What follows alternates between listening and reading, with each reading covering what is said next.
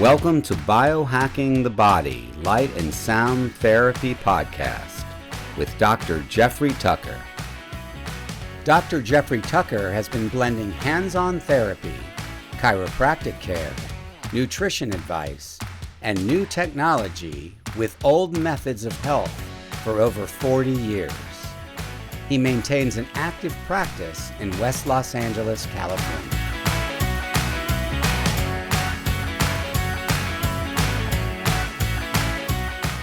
Hello, everybody. This is the Biohacking the Body podcast coming at you from Los Angeles, California. I'm your moderator, Barry Snyder, and here's your host, Dr. Jeffrey Tucker. Hi, Barry. It's good to be with you. I always enjoy our time together. And we usually are just very open and very candid. And I think that what we're trying to do is create a community of like-minded people that are interested in healthy aging, because aging is inevitable, but how you age is not, right? So people need to understand that they're going to spend about 3 decades of their life as an older person, and we've got to deal with it. Not me, Jeff. Yeah. I'm not going to age. I'm going to stay this age. I'm not going to tell you how old I am, but I'm staying at this age. I'm not going to get any older. For those of you that don't know Barry, he is very youthful. He's got that great asset of being very childlike, and hopefully we'll never lose that. And he's got this handsome, fun face that he keeps a smile on. That's kind of no, it's really true, and it's important that for everybody out there listening. The more you smile, right, the more wrinkles you get in your face. It just demonstrates who we are to the world. But I think that we don't like to talk about death, but these are things we really have to deal with, and unfortunately, we do think of this as eternal youth, right? That we all want eternal youth, and I think that the realistic goal is, how do we help you become a more youthful you? And what I like to do with patients is help them, those that come to me, is help them get out of pain as quick as possible, because really, I would say that 90% of my patients still come to see me to help them get out of pain. So part of the conversation is, how do you do that? Because if you are in pain, any type of acute pain or chronic pain, it does hamper the aging process. We actually know that if you have a chronic low back pain, for example, or a chronic neck pain, that you are more susceptible to dementia. And it's certainly going to slow down your movements, maybe your ability to go from sitting to standing, or it could tamper your stride length and your walking distance. So these are all markers that I can look at, or yourself, how you're doing, and you're losing some of those normal everyday activity functions. You have to say to yourself, that's not okay. Doesn't pain also, and I've had this experience, affect depression and anxiety as well, because you just really don't have, first of all, it's physically, impactful, but also you can't get out as much, you can't exercise as much. Isn't that a byproduct of pain? Definitely. It makes us touchy, it makes us irritable, it makes us sensitive.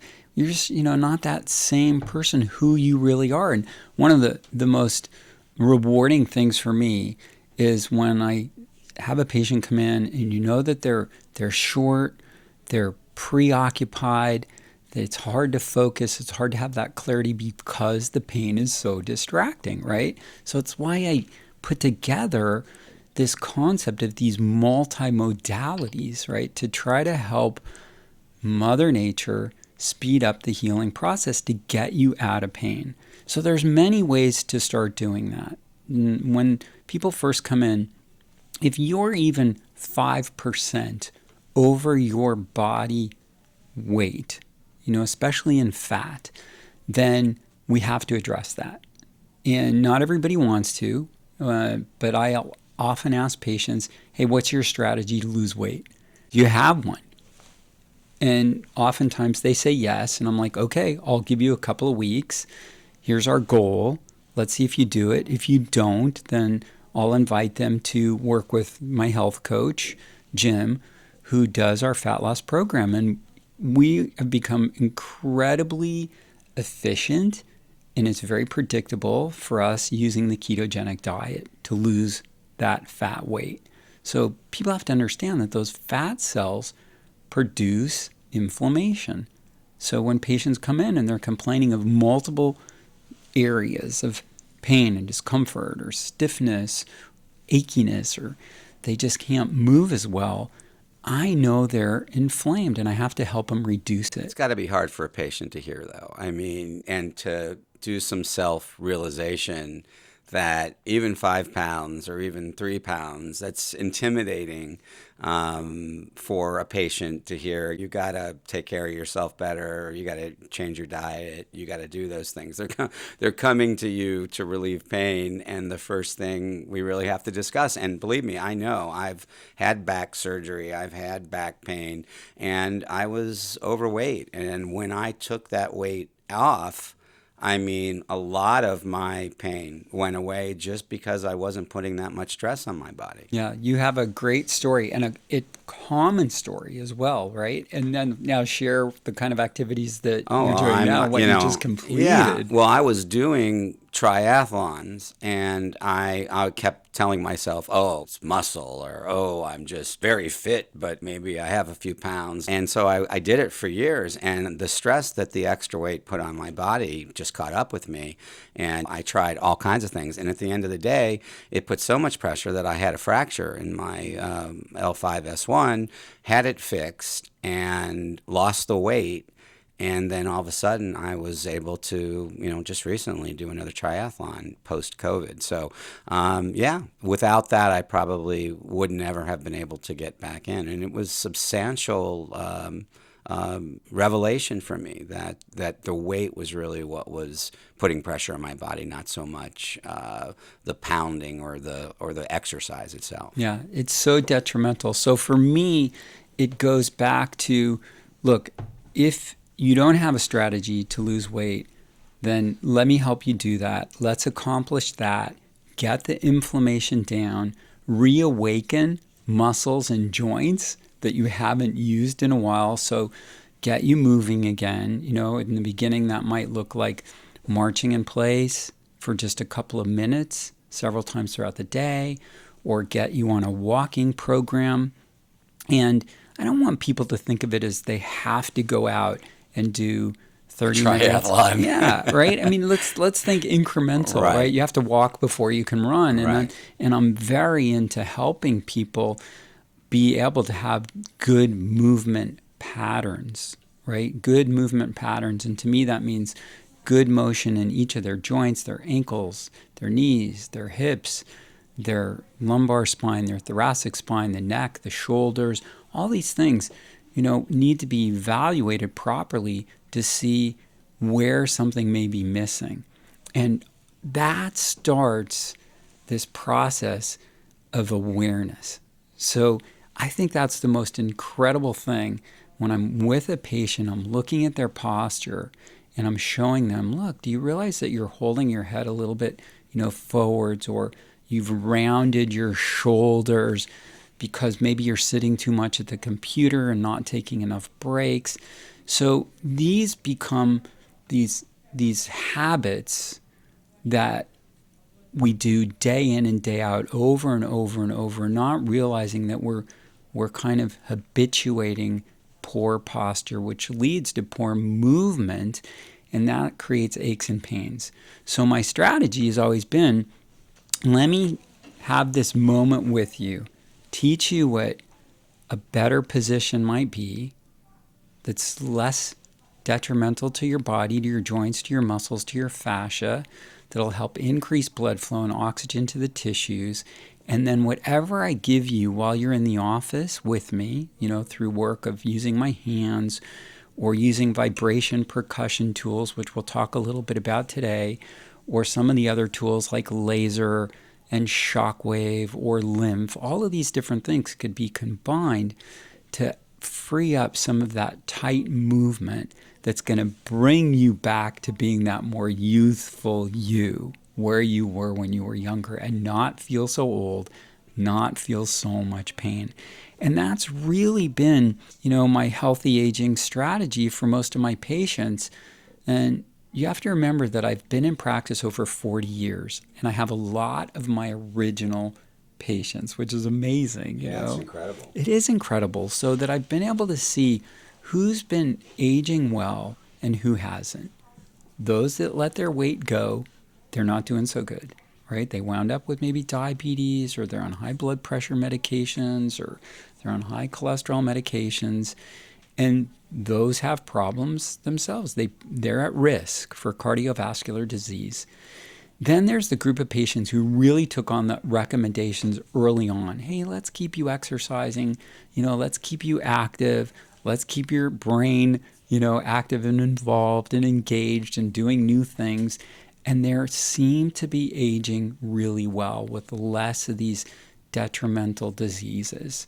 They don't see too many with dementia, too many with Alzheimer's.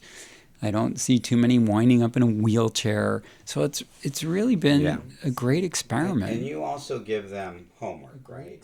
And you also give them homework, right? They have takeaway exercises, takeaway treatment things that they do when they're not seeing you. And also, we've been creating sort of at-home playlists, if you will, of exercises and other types of, topicals and different things they can do when they're not with you to help extend that in-office treatment program, because they can only come see you once a week or once a month or whatever they do, and we need to fill in those gaps in between, right? Yeah, there's this definite, what you're going to do at home on your own policy. I really need you to do that. Like, I will help educate you for the specific posture that's going to be the least offensive to your body.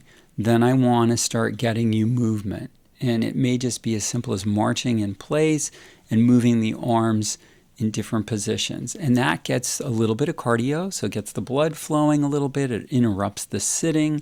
It could literally be done for just 2 minutes at a time. Yeah, I've watched you work out, and you don't go that hard. You just do stretching and you do light work, but I see you get your heart rate up and you are actually moving a lot and break a little bit of a sweat, but you're not like lifting heavy weight, and you're not, running 10 miles, and you're not going at it real hard.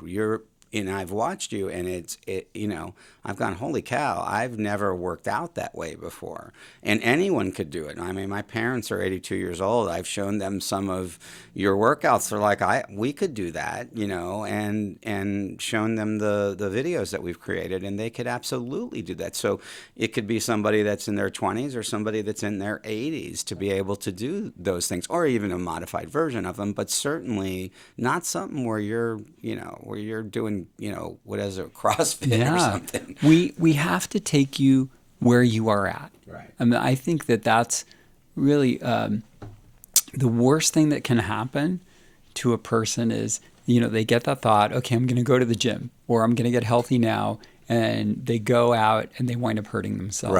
Right? It's horrible. And I say to patients day in and day out, the worst thing that can happen to us is we have a flare-up.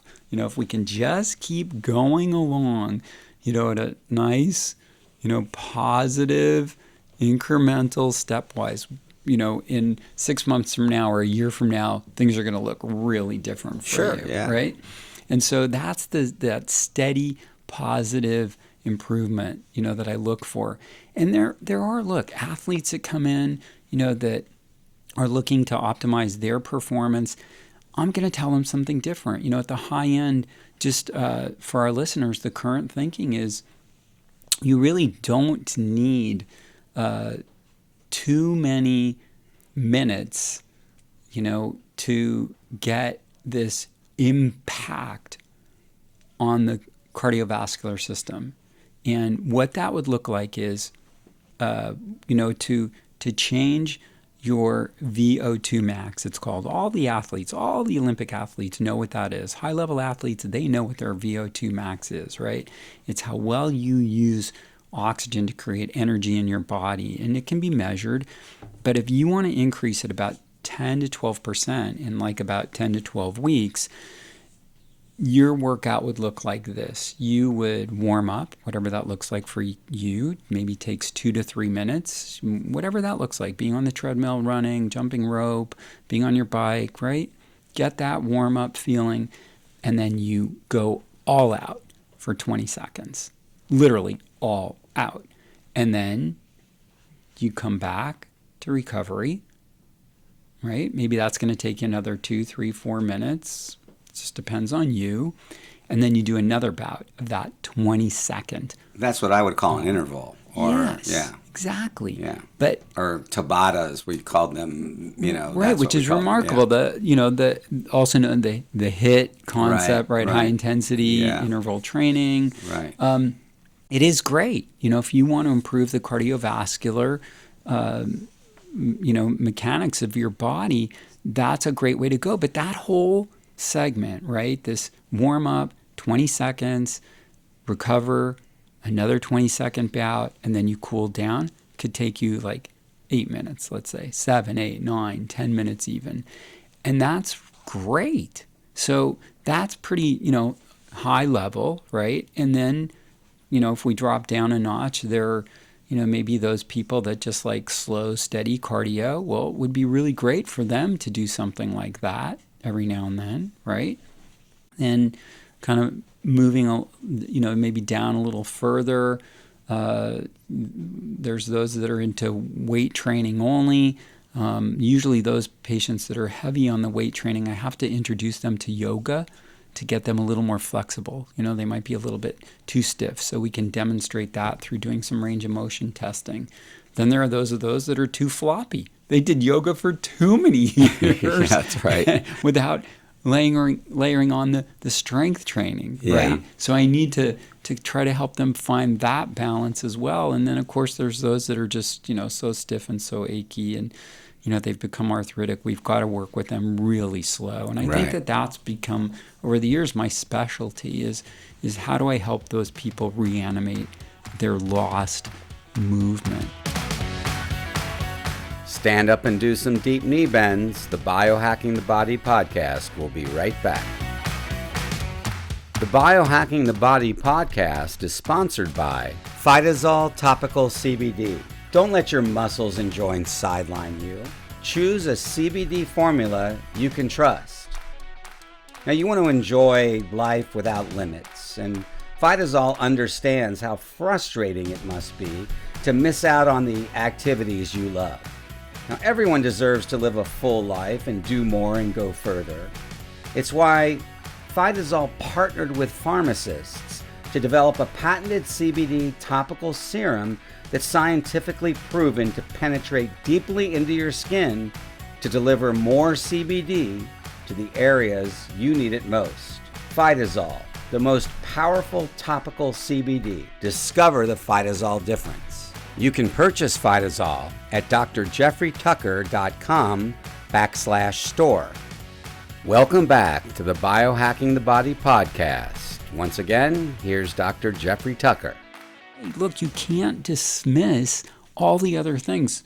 Just for example, the Harvard University, they have 7 healthy choices that are really going to enhance your life. These are things that they've tracked for longevity since the 1930s, and it still holds true. Look, don't smoke.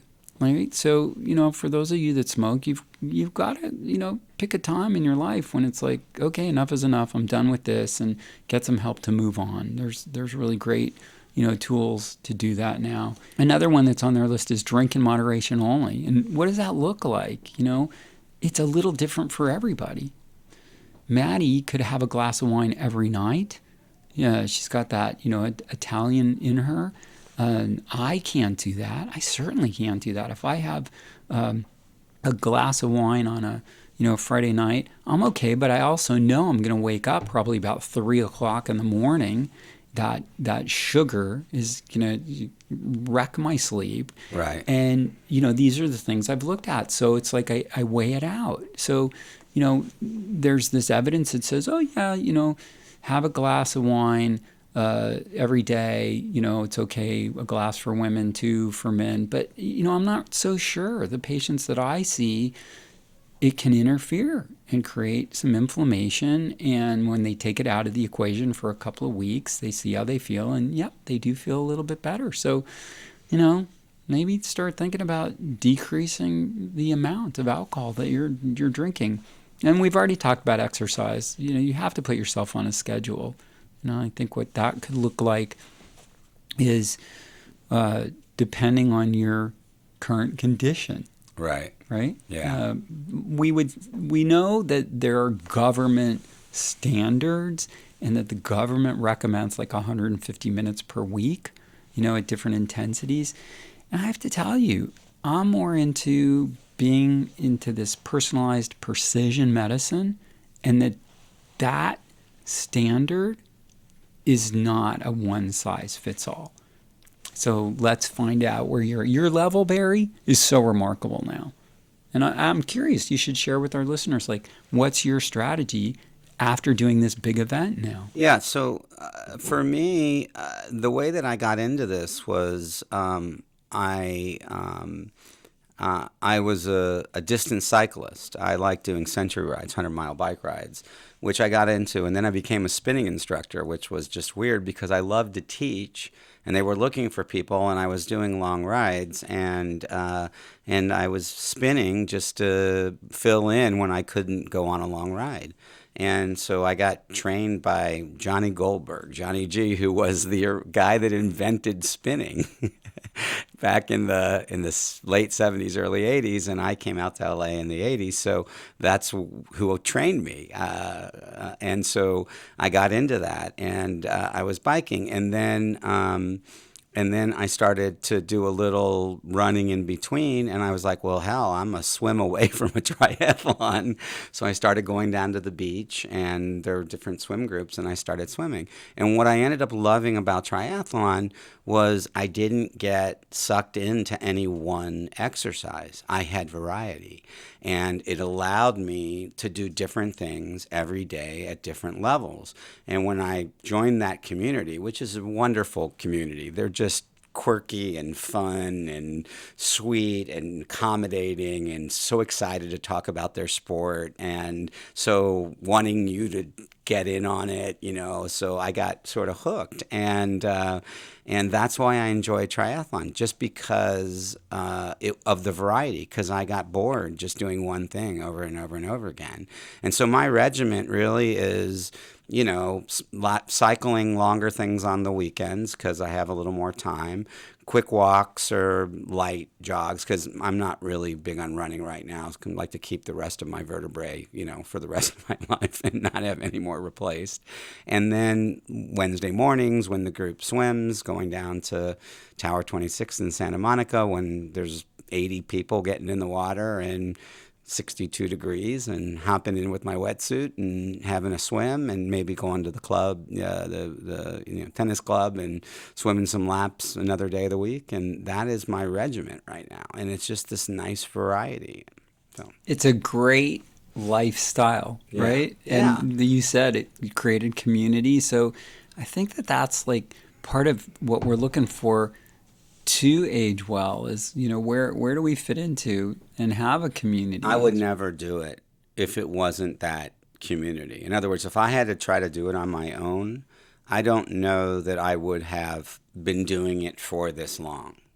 You know what I mean? Your life changes, work changes, your hours change, kids change, they come and go. And so if I didn't have that structure, I probably wouldn't have been able to stay with it. But I always knew that we were swimming at this time, and I was going to bike with this group, and I was going to run with this group. And they stayed consistent through 25, 30 years of my life. And so I always showed up. It just became, as you said, habitual. So that was my habit. Yeah, which is huge, right? So you know me, and I'll share with everybody that I exercise pretty much the same time every day. And it's just part of my routine. I get up in the morning and I make coffee. I may take some of my supplements, and I take a look at my sleep data for my Aura Ring. Okay, well, that's because you're insane. I want to do that. I may or may not check a little bit of email, at that point, or I'll start to read an article or do a little bit of writing, and then my body's ready for movement. And I used to give myself 40 minutes every day, and at least 40 to 45 minutes. And this is what I think everybody has to figure out. Like at a certain age, in your 20s, you need to know, it's like, okay, how much exercise can I do every day, but yet feel recovered for the next day? Right? Unless you're in some serious training and then you want to really push yourself and, go into that overload. But even with that, you have to, that's breaking up the exercises helps you with that because you're not using the same muscle group every day. If you try to run every day, which a lot of people do, it's hard, especially at my age, it's hard to recover day to day. So you're exactly right. Yeah. So this is huge. Like recovery is just as important, as the workout itself. So I want people to really figure out how many minutes can you spend a day before you feel like, this isn't good. I'm too sore the next day. And once you have that number in mind, it's part of your schedule. It's like, to me, this is a priority. Exercise is a priority in my life. And I think that if you just schedule yourself 5 minutes, for those of you that aren't doing it now, give yourself 5 minutes. It could be, dance to your favorite music, right? Dance like nobody's watching you, that concept. And just moving gently and start out slow. That's really important. Don't overdo it because, again, the worst thing that can happen is you have a flare-up. And then you gradually can increase the time and the intensity, right? Yeah, I think people think that if they just do 5 or 10 minutes, it's not enough. I think they're in vision of, I got to go out and run 3 miles, and that's the only way it's going to make a difference. And the research doesn't play that. I mean, you would know better than I, but 10 minutes of walking where you get your heart rate up just a little bit, the reading that I've done says that's just as beneficial as going out and running, 10 or 15 minutes. So it's really great. So then for me, that point that I wanted to make was know what time you're going to do it every day, and then start figuring out what that's going to look like. And of course, I want everybody to do a little bit of cardio, a little bit of flexibility, a little bit of strength. And there's so many things that we could start you with, just body weight exercises, squats, push-ups, lunges, doing isometric exercises where you hold is remarkable. And then going into bands. I've always taken patients from their own body weight, demonstrate that you can move your body well. Let's get back some of that range of motion. And then let's use some of the TheraBands or the CLX type bands. And then we could go into free weights or kettlebells or some of the other things that are out there that are fun, sandbags. And then meanwhile, if you want to do something throughout the week, have a bike ride. Saturdays, I enjoy a bike ride. On Sunday, it's yoga for me. On Saturday, I'll often do also, some really good fascial stretching type of work. Well, I wanted to interject and just say, if you go to Jeff's, I want to circle back and say, if you go to Dr. Tucker's Facebook and Instagram pages, you can see a playlist of his exercises. There's 10 of them in a playlist form that you can follow. You can do whichever ones you want. They're basically takes you through his morning routine. And again, I think you'll find it very rewarding and really very easy to do. You don't have to do the kind of reps he does. You can do less or more. You can modify it.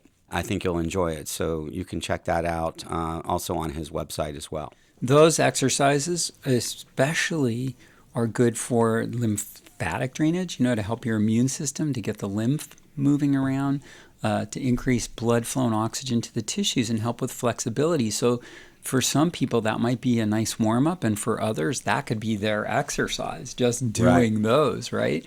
So we talked about, dealing with the smoking issue. maybe drink, think about the alcohol consumption that I'll you're get having. down from 10 drinks. Don't worry, Jeff. And then exercise regularly. And we already talked about keeping your weight down. That would be like the fourth thing. And, right now it's very popular to do intermittent fasting. And I do think that can be helpful. What that looks like is you stop eating 3 hours before bed. I think that's really important. And then you go about 16 hours is a good number to try to reach for initially, even 15 hours to go without eating again. So, if you stopped eating at 6 o'clock and then you go from 6 a.m. to 6 a.m., that's 12. Tag on another 4, right? Might put you at 10 a.m. or 11 a.m. for your first meal. And then you have a window of opportunity where you are going to eat, and let's make healthier choices, right? Again, right now, I've always been big on the Mediterranean diet. I've always been big on the keto diet. I was an early adopter of the paleo diet. And, I'm okay saying I was a vegetarian for a very, very long time as well. But, right now, I think that a vegetarian diet is great if you supplement it with meat. That's how I feel about that. I want to make sure people are managing their protein. Yeah, profound. Right? Yeah. Profound, Dr. Tucker, yes. So the other thing, that's on that healthy lifestyle choices is cultivate stable emotional relationships. You've certainly done that. You have a beautiful family. As do you. Yeah. And, we really enjoy that. We're enjoying our children, and we want to see those people around us, being elevated and, trying to bring joy, create memories. Right. I think that's huge is what are we going to leave the kids? Right? Right. Yeah. I know they're hoping for, but really, right. I think if we leave them great memories, that's the best. Experiences over things. Yeah. Definitely. Yeah. Definitely. We've really moved towards that. As opposed to objects or opposed to gifts, we really are trying to cultivate experiences with our children. I think that's important. Yeah. Yeah. And it may look like, having these stable emotional relationships, sometimes we have to go back a little bit, right, and clean up relationships. I know that men especially, there was a remarkable study where they followed men like from their 20s or 30s all the way into their old age, and they would interview these men. This was what made it so unique, and I'm just going off the top of my head. They'd interview them once a year, like live in their living room, and see how they were doing. And this literally went on and on. The original researcher, he died, but I guess there was enough funding to keep this going, which is unusual. And eventually they interviewed the women, and the women were like, well, it's about time, right, to find out what their take was, to help, figure out what was helping these men age well. And those that lived the longest and the happiest had the best relationships with their family. So you have to clean that stuff up, right? Right. It's a tough one, right? Mm-hmm. I think that you get help with that one. I don't want to say just deal with it. I know it's not that easy if you have issues with a brother or a sister or a mom or a dad, but I think part of our own development and growing up is cleaning up relationships. Absolutely. Yeah. Absolutely. And then, getting a good education or staying with an education, right? Continual learning. Continual learning. Adult education, learning throughout your life, I think, is being stimulated mentally. I think is what you're talking about, right? Yeah. What are you going to do next? I know you're always learning something. Well, I'm a curious person by trade, so I'm always trying to find out about new things and, dip my toe in the water with this or see where that takes me. There's all the stuff about cryptocurrency right now, which is going to date this podcast 10 years from now because people are going to go, oh, yeah. I do teach young people. I teach college age kids, students. I shouldn't call them kids. They're grown-up adults. And I learn from them. constantly about what's going on in the world. So from their perspective, so I try to stay current. I try to stay up to date, and that does keep me feeling kind of part of the world, part of the evolution of what's going on in the world. So absolutely. You said some very significant things. So that sharing, and you like being a mentor, right, in that capacity, and hanging around with younger people. That's actually a really good healthy aging strategy, right? Like cultivate younger friends as you get older. Yeah, absolutely. Yeah, there's really something to it. We got to wrap up here. This has been Biohacking the Body, Light and Sound Therapy podcast with your host, Dr. Jeffrey Tucker. You can check out Dr. Tucker's website at drjeffreytucker.com and check out all of his social media. You can click through the links on the website, and you can search Dr. Jeffrey Tucker on Instagram and on Facebook. We look forward to seeing you on the next podcast.